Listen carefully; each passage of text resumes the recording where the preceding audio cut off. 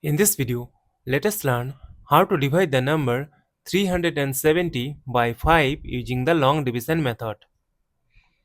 Consider the first digit 3. It is less than 5, so we will consider the number 37. From the multiplication table of 5, we know that 5 times 7 is 35. Subtract, we get 2.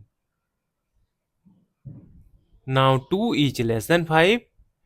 That is why we will bring down this number 0 here. And we know that 5 times 4 is 20. Subtract, we get 0. As we have got the number 0 and there is no number to bring down here, so we will stop. Therefore, 370 divided by 5 is equal to 74. And this is our final answer. Thank you for watching. Please like, share and comment on the video. Also do subscribe the channel.